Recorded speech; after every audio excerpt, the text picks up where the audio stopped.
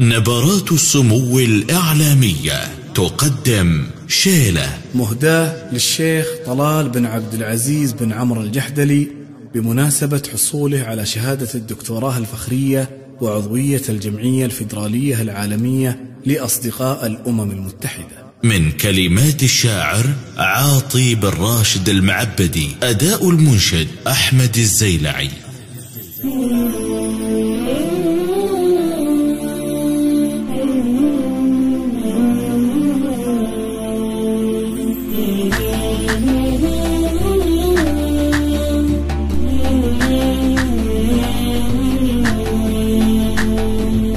يالله إني طالبك يا إله العالمين، فالجميلة مع رجال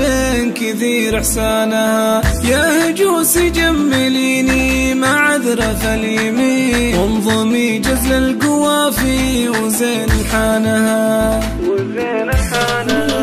هذا بالي والمشاعر لشرواكم تزيد، والقصايد باسمكم تفتخر قفانها، حشمه وقيمه لشيخ المواقف تبين، واثقوا من فالملاقى رفيع شانها، ذا طلال الشهم والكرم والحسن الحصين، جحدلي راعي المواقف يعز جنانها، شيخ الوقفه وهبه على طول السنين، والفعايل ثابته عندنا برهانها،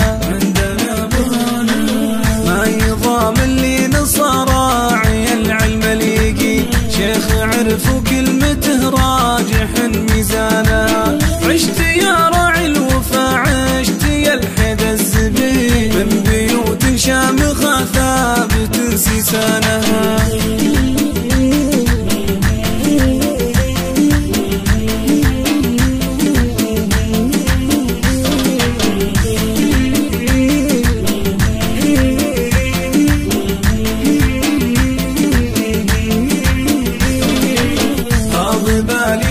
شاعر لشرواكم تزين، والقصايد باسمكم تفتخر قفانها، حشمه وقيمه لشيخ مواقف تبين، واثقوا من فالملاقى رفيع شانها، والعنايف البسيطة ولا يمكن يلين، والجزيلة مدته ما يحسب ثمانها، حامي الوقفات كل النشام خابرين، الرياجل انحمت ما يقول لسانها،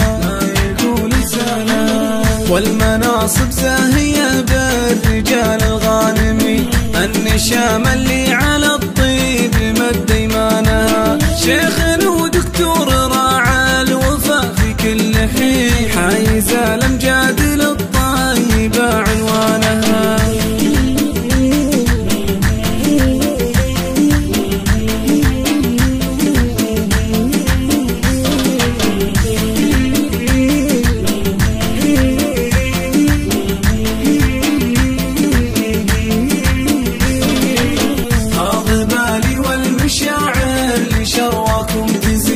والقصايد باسمكم تفتخر قفانها، حشمه وقيمه لشيخ المواقف تبين، واثقوا من فالملاقى رفيع شانها، مثل الدوله على العز والقدر الثمين، والمواقف تعرف الوفا فرسانها، يا طلال الله يحفظك يا ذخر الطيبين، من صوادف الليالي وجور زمانها،